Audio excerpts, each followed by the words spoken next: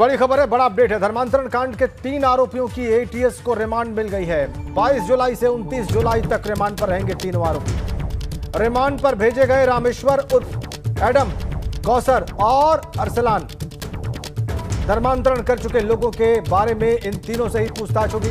तीनों आरोपियों से बैंक खातों के बारे में भी पूछताछ की जाएगी। विवेक त्रिपाठी हमारे सहयोगी लखनऊ से फोन लाइन पर हमारे साथ जुड़ गए हैं। विवेक, का इस रिमांड का मतलब क्या है?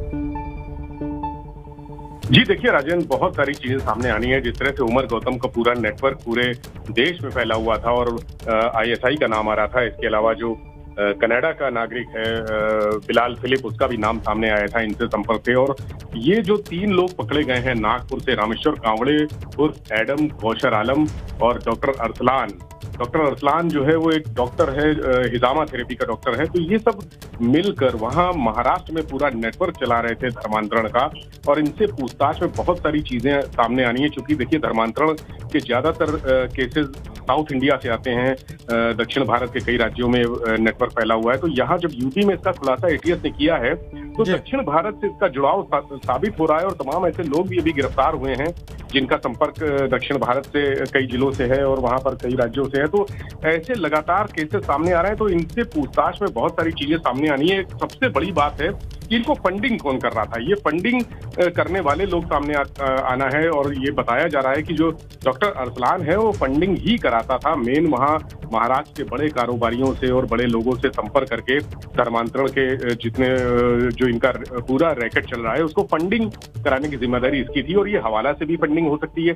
इसीलिए बहुत सारे पहलुओं को ध्यान में रखते हुए इनसे पूछताछ के लिए रिमांड जरूरी थी। और आज एटीएस ने इनको कोर्ट में पेश करके इनकी रिमांड मांगी है। 22 जुलाई से इनकी रिमांड मिल गई है। 22 जुलाई से हफ्ते भर की 7 दिन की रिमांड के दौरान और भी इनसे पूछताछ होगी। तमाम और लोग गिरफ्तारियां की जा सकेंगी और बहुत सारी जो अभी पर्दे के पीछे लोग हैं वो भी सामने आएंगे। बहुत बहुत धन्यवाद आपका।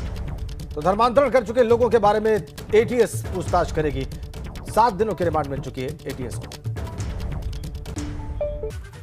और उत्तर प्रदेश में नवनिर्वाचित सभी 825 ब्लॉक प्रमुखों और बीडीसी मेंबर्स को शपथ दिलाई। टीवी स्क्रीन पर आप 6 अलग अलग जगहों की तस्वीरें देख रहे हैं। इसमें इटावा, कानपुर देहात, वाराणसी, प्रयागराज, आजमगढ़ और रायबरेली की तस्वीरें हैं। यहां पर ब्लॉक प्रमुखों और बीडीसी मेंबर्स का शपथ ग्रहण का कार्यक्रम हुआ।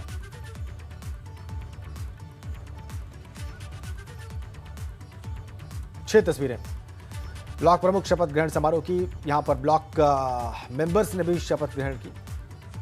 अलग अलग शहरों की तस्वीरें आप देखिए कैसे ये समारोह संपन्न हुआ। कई जगहों पर सामाजिक दूरी के नियमों का पालन नहीं हुआ, यह जरूर थोड़ा सा अफसोसनाक था। इटावा, कानपुर देहात, वाराणसी, प्रयागराज, आजमगढ़ और रायबरेली की तस्वीर।